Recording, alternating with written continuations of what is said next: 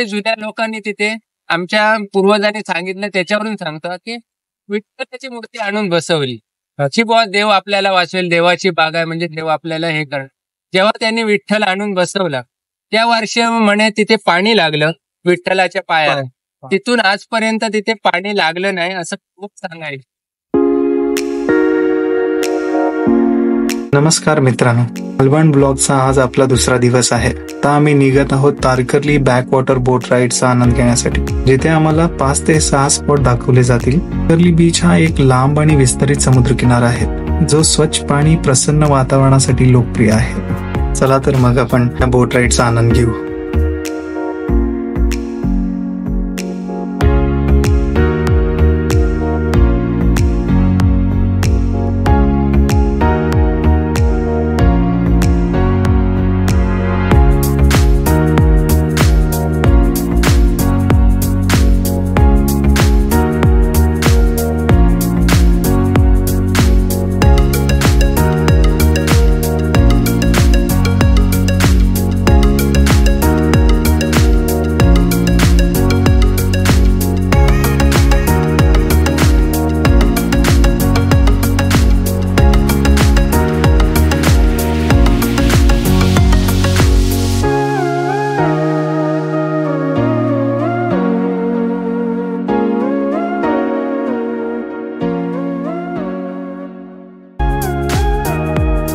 ते आपला देवबाग गाव संपला म्हणजे पूर्ण मालवण आता संपली. आता आपण आहोत हे संगमवर उभे आहोत.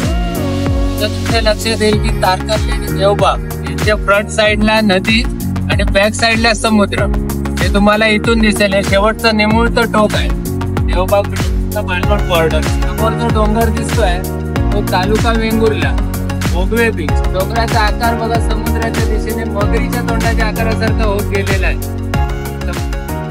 समुद्र राईडला जाताना कंपल्सरी कस्टमरांनी लाईफ जॅकेट घातलंच पाहिजे आपल्या सेफ्टीसाठी आणि सगळ्यांच्या सेफ्टीसाठी. ज्यावेळी सुनामी आली त्यावेळी हा संगमचा भाग समोर आपण सिगल आयलंड आहे तिथपर्यंत असा तेपर्यंत होता. ऍट ए टाइम 15 वेळा ओटी भरती झाली. त्याच्यात हा भाग खचला गेला आणि तिथे एक पूर्वीपासून छोटं बेट होतं. त्या बेटावरती थोडी भर जाऊन पडली म्हणून इथल्या स्थानिक लोकांनी त्याला सुनामी आयलंड नाव दिलं पाण्याच्या मध्यभागी असल्यामुळे. आणि आता जे 2 वर्षापूर्वी तोक्ते वादळ आलं त्याच्यात तिथला पण मधला भाग कापला गेला आणि पुढे जाऊन पडलाय. म्हणजे हे निसर्गाच्या नियमानुसार गाळ इकडून तिकडे बदलत असतात. थोडा गाळ बाहेर जाऊन साठलाय म्हणून त्याला तिथे मोरेश्वर आयलंड व सुनामी आयलंड म्हणतात तिकडच्याला. हा आता आपण पुढे जाणार आहोत. तिथे सिगल आयलंड आहे मला दाखवतो. पक्षी बसलेले आहेत तिथे.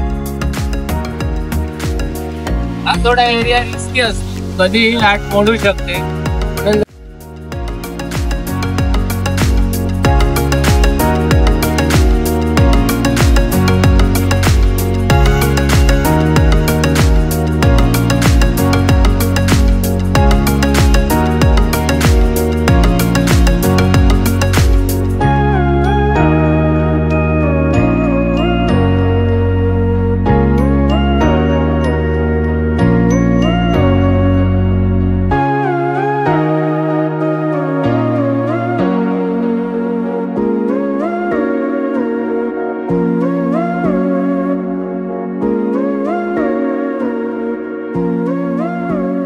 साठी छोटासा बीच आहे लक्षात येईल तुमच्या. तो वाला ना? हा. अरे वा.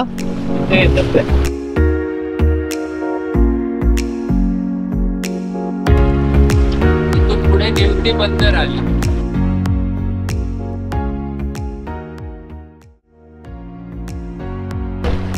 त्याला गोल्डन सिरॉक नाव दिलं. आजूबाजूला सगळे ब्लॅक खडक आहेत फक्त हा एकच ऑरेंज कलरचा आहे.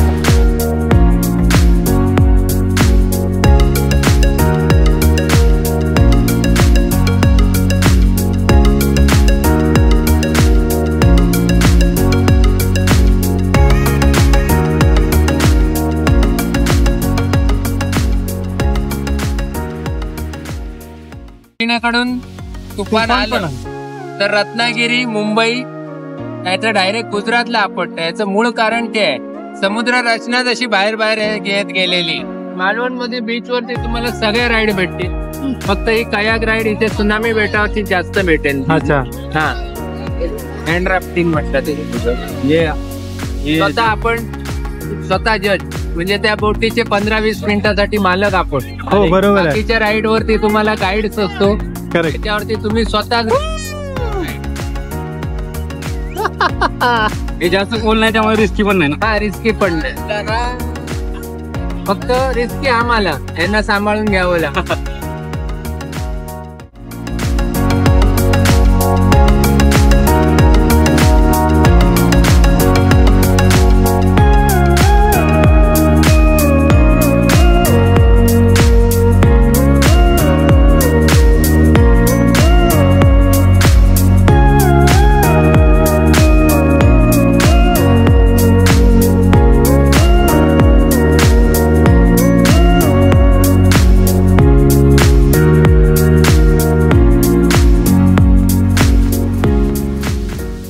करतात.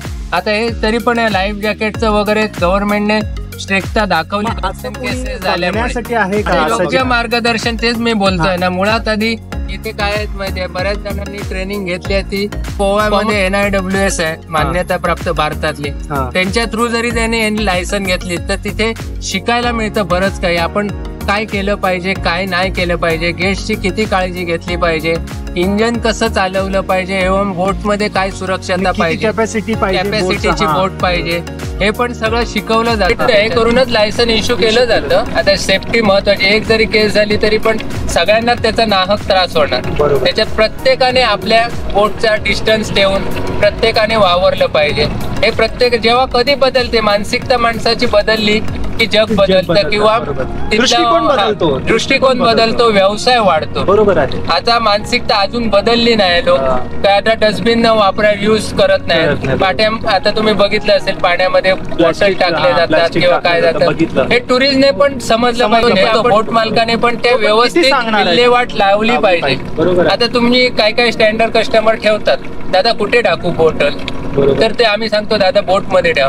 पण बोट मालकाचं पण कर्तव्य आहे की ते सगळं एकत्र करून किनाऱ्यावर नेऊन त्याचा विल्हेवाट लावावी, नाहीतर तेच परत उडून पाण्यात टाकतात. त्याच्यामुळे वाढत जात पावसा उद्या. आणि 10 वर्षाने आमच्याच मुलांना पाण्यामध्ये बाटल्या दाखवाव्या लागणार.